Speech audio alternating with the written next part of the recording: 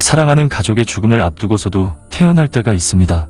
호스피스 병실의 보호자들은 가끔 그런 모습을 보입니다. 환자가 살아있는 한 다른 병동의 환자들이나 보호자들과 아무것도 다를 바 없습니다. 환자가 고통스러워하는 일이 없으면 보호자들은 의식적으로 웃기도 하고 떠들기도 하면서 자신의 부모님이, 자신의 배우자가, 자신의 자식이, 자신의 형제가 죽음을 앞두고 있다는 사실을 까맣게 잊어버립니다.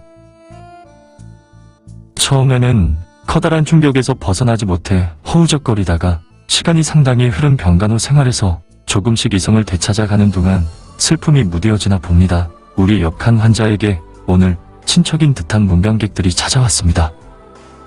문병객들은 환자 앞에서 소리내어 울면서 죽어가는 그에게 슬픔을 표현했습니다. 그들의 우는 모습을 지켜보는 환자의 기분은 어떠할까요? 환자가 죽음을 초연하게 받아들인다 해도 문병 와서 그토록 소리내어 울면 다른 환자의 보호자들은 금세 착잡해질 것입니다. 잠시 잊고 있던 사실을 상기하게 되고 참으로 심란해질 것입니다. 나도 어지간히 예민해져 있는 듯합니다. 그러려니 하면 될 것을 형이 문병객들의 울음소리를 들으며 죽음을 더욱 의식할까 염려가 되어 그들을 향해 내내 불편한 심기를 억누른 듯 싶습니다. 더구나 오늘도 형은 불안 증세를 보입니다. 주위의 작은 소음에도 살얼음 같은 잠을 자는 형이 깰까 싶어 불안하고 초조합니다. 아마 내일쯤은 환영의 강도가 강하게 나타날 듯합니다. 앞으로 얼마나 더 가엾은 형의 모습을 보게 될까요? 형에게 수면제를 먹이는 게 정말 싫습니다. 마치 내가 형의 수명을 단축시키는 것만 같습니다. 형 앞에서 악령들이 발광을 해도 되도록 수면제 없이 끝까지 버텨볼 생각이지만 또 잠을 자지 못하면 형은 그만큼 괴로울 것이라서 이러지도 저러지도 못합니다. 갑자기 눈을 뜬 형이 묻습니다. 나 살아있어? 그러면서 자신의 두 팔을 만져봅니다. 머릿속이 하얗게 되는 상황을 호스피스 병실에서 수없이 체험합니다. 슬픔, 비통, 절망, 두려움, 안타까움, 안쓰러움, 애처로움, 외침, 소구름 등 온갖 쓰린 감정을 겪습니다. 사람이 슬퍼서 죽을 수도 있겠구나 합니다. 인간 내면에 온갖 색깔의 격한 감정을 겪다가 갑자기 푹 쓰러질 수도 있겠구나 싶습니다. 형은 내 앞에서 내가 겪을 수 있는 그 모든 감정을 만들어냅니다. 저는 어찌 되어도 상관없습니다. 형만 살아날 수 있다면. 간호사는 말합니다. 앞으로 과거에 더 집착해서 혼란과 불안의 증세는 점점 더 심해질 것이라고.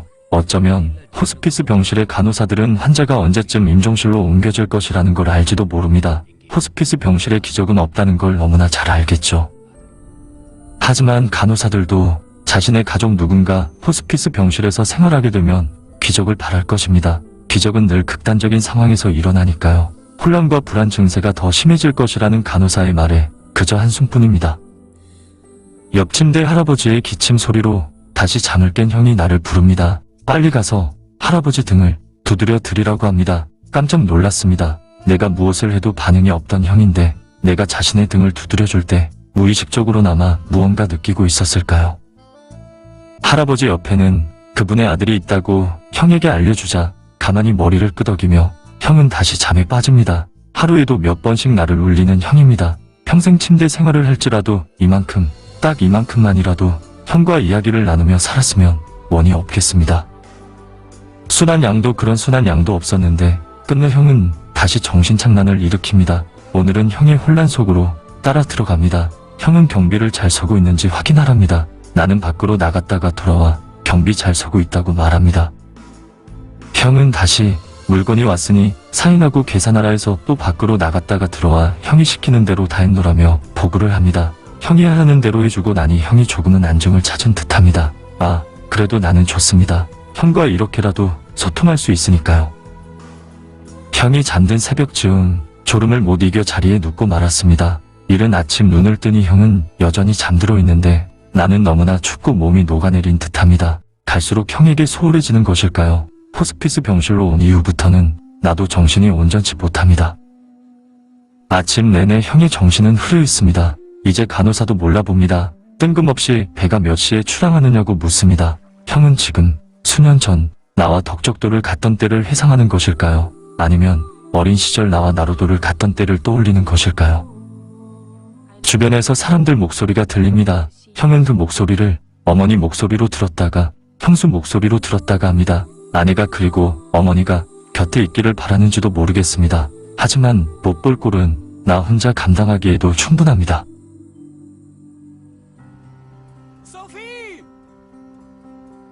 David!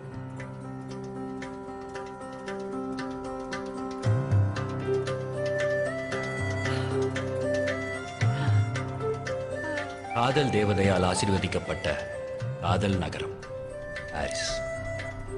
பிரான்சுக்கு மட்டும் இல்லைங்க, காதலுக்கும் இதுதாங்க தலைநகரம். இங்க பாருங்க, நதியோட இக்கரையிலையும் லவ், அக்கறையிலையும் லவ், ஏன் நடுவில் இருக்கிற பிரிட்ஜிலையும் லவ், மேலேயும் லவ், கீழே இருக்கிற போன் பூத்லயும் லவ், வாயில்லா ஜீவனுக்குள்ளவும் லவ், அட உயிரில்லா சிலைகளிலும் லவ், இங்க எங்கேயும்